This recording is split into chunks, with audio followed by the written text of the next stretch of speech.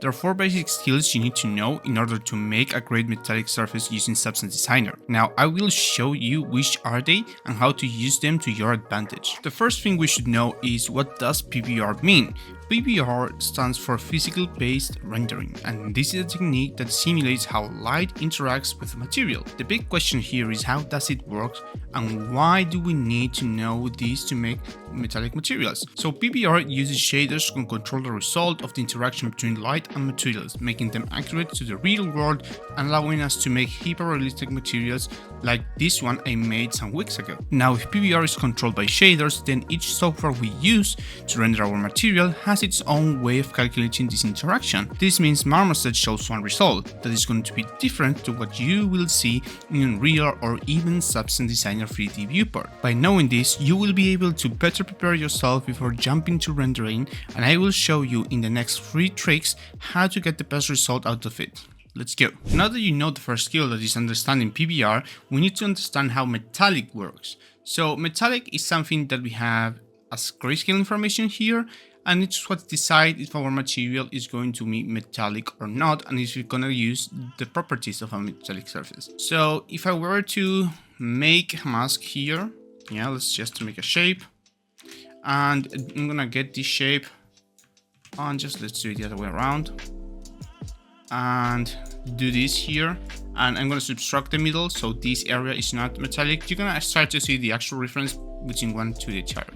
So you can see that the way, yes, light is bouncing on top of our material, it's different on the part that is actually metallic to the part that is not. In fact, in the part that is actually metallic, you can see how light bends different. Yes, in here, yeah, I'm gonna make this bigger. You can see how light is actually really big here, this halo, but in here, in the non-metallic area, it's really thin. Yes, so it kind of warps the information of light quite a lot, you know. Now, there's something I've been seeing a lot around, and it's that people use a lot of metallic values, and that's actually one of the first mistakes if you're gonna follow, yes, the PBR guidelines to make something really realistic. A material is or metallic or non-metallic. Yes, again, this is using grayscale information, so you should either use 0 or 1. Now, let's say, yes, you're working for a specific game, you're a very dedicated artist, and you need to add certain things. Yes, you need to add certain value or message or artistic style to it. Then you can actually go and change this, because as you can see, it changed a lot how your material works. Yes, so the 0 or 1 rule should be changed only if you're not aiming to do hyper-realistic materials. If you're trying to do something more, let's say, artistic, then you can already go and change these values. Now, this means, yes, that if we are making something hyper-realistic, we need to take in consideration a lot of things. Let's say, yes, I'm gonna be using a dark gradient, and there's a dark gradient on top of my material. In fact, let's say we're using another one. We're gonna use third one. Yes, let's say that in my material there's a specific area where I have dirt spots, so I'm gonna add those dirt spots to my roughness and they're gonna be visible. You can see now that these areas, they're starting to work kind of weird because of that. That's when you have to kind of like make a mask for this. Yes, to select the specific areas where this stops being metallic. Yes, this way if you blend them together, you're gonna get a more realistic result. Now, this being realistic doesn't mean it's gonna be kind of like good looking. You need to also make your artistic style to this. Like for example, I could actually go here. I'm gonna make this, and what I'm gonna do is I'm gonna change this color to something like this, kind of brownish, and then go really dull. And I'm gonna come here into blend, combine these two together, sorry, the other way around, and then plug this in here, plug this here, and now we have something else. Of course, I could also use this to kind of simulate that dirt as well, and you're gonna see that this is quite different, the result. And of course it's gonna be really different too if I have this only metal. Yeah, so again, metallic mask is really important to the kind of material you want to make for yourself. Yeah, so let's have a little test. Yes, and we're gonna do a really simple test for this. So what I'm gonna do, yes, is I'm gonna keep this value here, yes, of gold, and I'm going to import this material directly to Marmoset. So I'll be right back with you. So what you see here is what we were talking before. Yes, each software has its own way of rendering the material. So you can see that right here in Substance Designer, yes, my render of the material looks kind of like a little bit lighter than the one to the right. Yes, now there's a big issue, and this is something that happens a lot. Now in Marmoset it's a little bit more controlled, but if you go to Unreal, you're gonna find this. If I were, yes, to drop this color around here, yes, and make it really dark, yes, and then go here and export outputs like this, yes, let it load, and then come here, reload these ones, you're gonna see the material is gonna be really, really dark. Yes, in Unreal Engine, this is gonna be pitch black, really, really black. It's gonna suck all the light in. Yes, and this is where we need to understand our third point of skill you need to learn, that is going to be the color theory. So when we talk about color theory, there are some things you need to know. So what I'm gonna do now is I'm gonna come here, so I'm gonna get this here, and I'm gonna remove this. So as you can see now, we have a really nice metal, yes, and here we have a color picker, yes, so we can pick any color. So I can go here, for example. Now it might take a little bit to load, as you can see, but I want to show you something about color theory. Color theory works the following way. Every material has different values, yes, that form the color. Yes, we have red, green, blue, and then you have here your hue, saturation, and value, yes. So in real life, objects don't actually have color. What's going on is the light is bouncing on objects, and when it goes through your eyes, it gives it a specific color due to the pigmentation it has. So what happens is that if the color or the surface or pigmentation is closer to what we call white, yes, it's gonna reflect more light than if it is dark. Why? Because white actually reflects light, while dark absorbs light. So if I were to pull this color back to here, you're gonna see that now there's less light being reflected, so we can't see that much. Yes, as you can see, the value is what's driving this. So if I were to put this again to 100, we were gonna be exactly where we were before.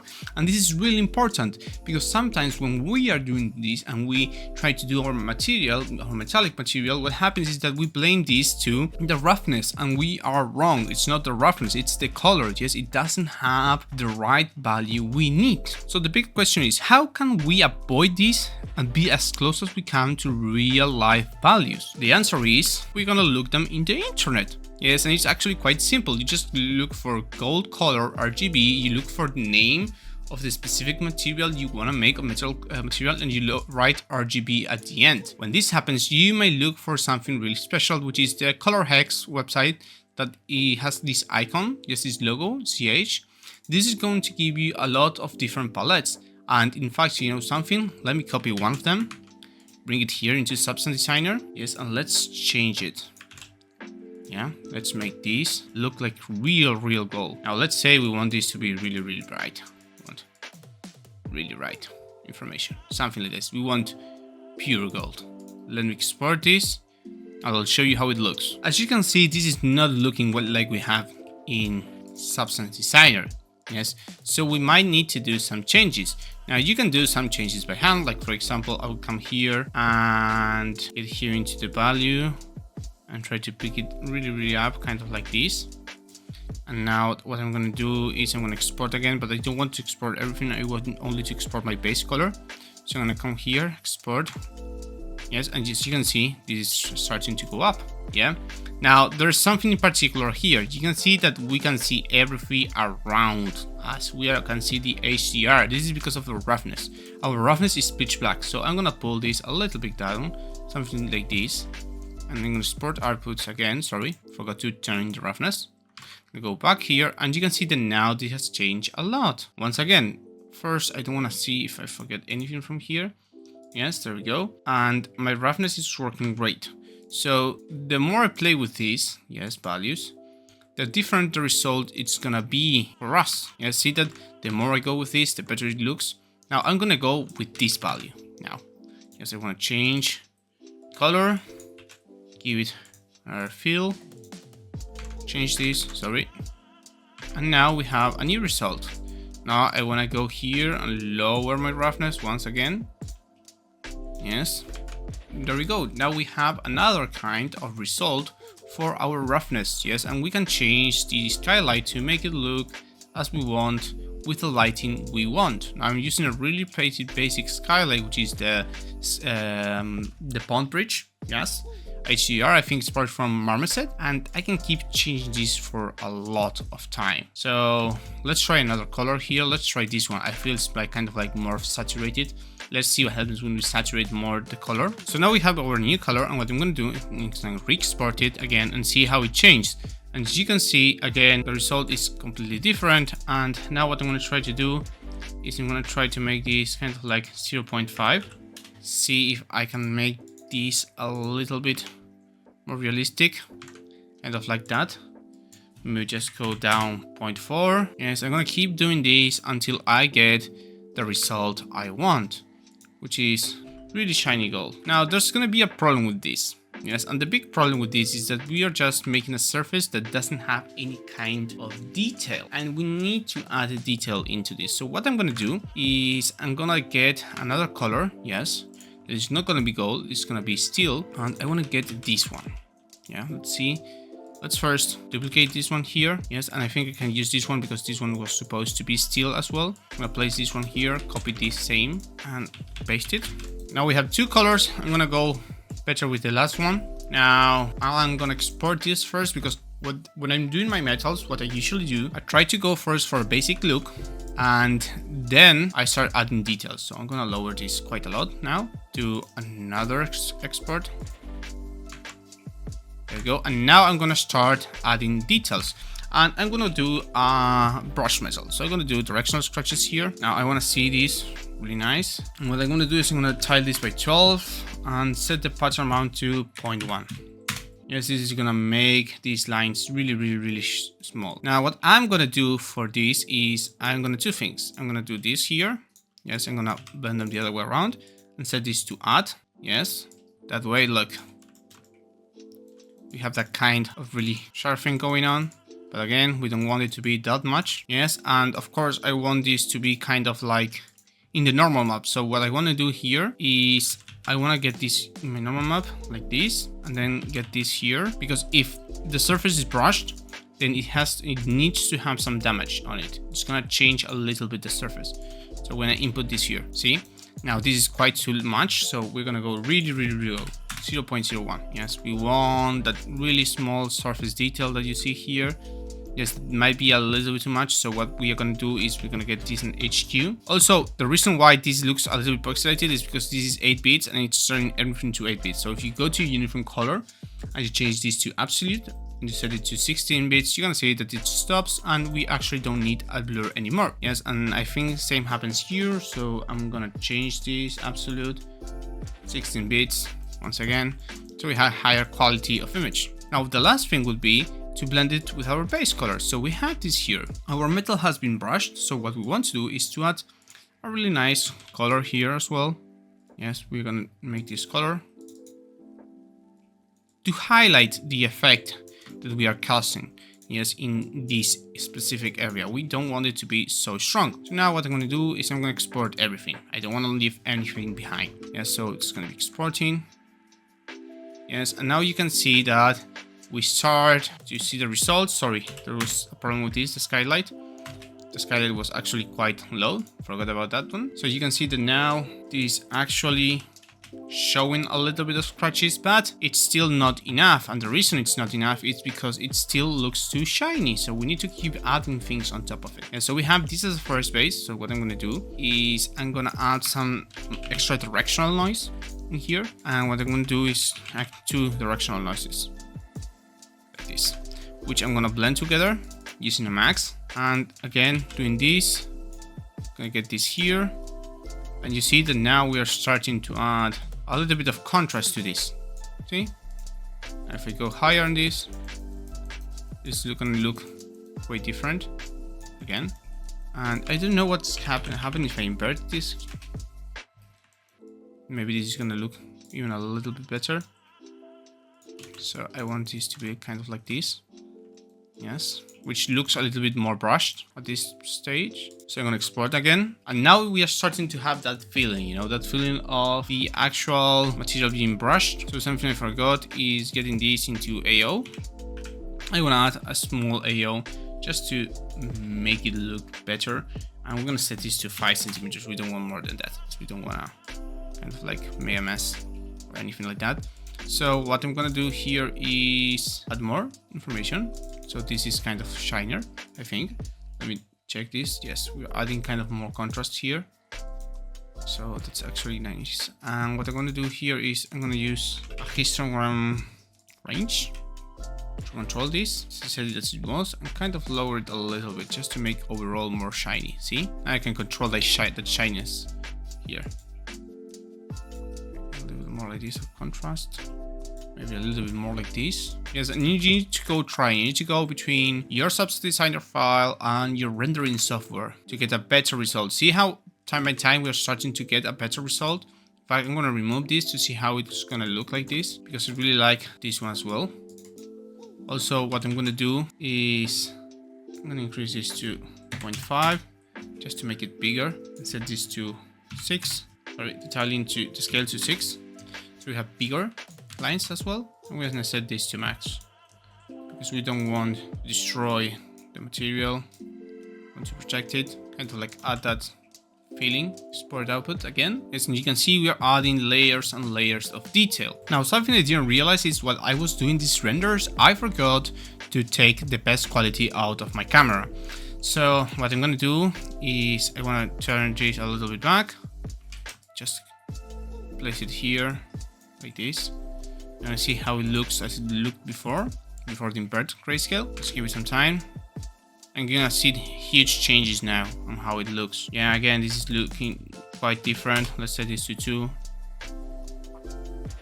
Yeah, and you can keep on doing this for a while. In fact, you know what? I'm gonna make this really, really subtle here. I don't want to kind of harm the overall material, and also push this a little bit up. There we go. And kind of like do this. There we go. So now we are gonna export once again. This is a lot of back and forward, as you can see, and we are getting a better result. Of course, my lighting is not really helping me here. Yes, because it's prepared for other kind of materials. But you can see that the directionality in the surface is working. But let's add something else. So what we are doing is we are looking for different grunge maps inside of Painter to get a better result. So now if I come here to Substance Designer, you can see I changed a little bit this. Yes, so after looking for better reference images than I have, what I did is I realized that the strokes of my brush metals were actually longer. So I have this here, yes, have these directional scratches. This should be longer. Yes. In fact, I don't know if it just with this one should be enough, but we're gonna use both of them. And we're gonna use this with a copy instead of subtract or add, just to add a little bit of variation. And that is what we are trying to do here. We are trying to kind of add variation to our material without trying to mess up with everything we are trying to do or add to it. So now that we have this, before adding our grunge dirt, I'm gonna export this one time and check how it looks. Yes. So this is looking a little bit better. Yes, the only problem we have is this is looking a little bit too shiny. So I'm gonna put something like this. Again, export in background, export down. Yeah, this looks a little bit better. Now I wanna come here and I wanna play a little bit with my value. Make it maybe 0.6, yes, kind of like this, to make it more darker, so we see less of what's going on around. And what I'm going to do now is I'm going to get this into a blend with the grunge dirt thing. I'm going to set this to add. Yes, and I'm going to add this information like this. Yes, pull this here. So now we have variation. I'm going to re-export this once again. So the result wasn't actually good.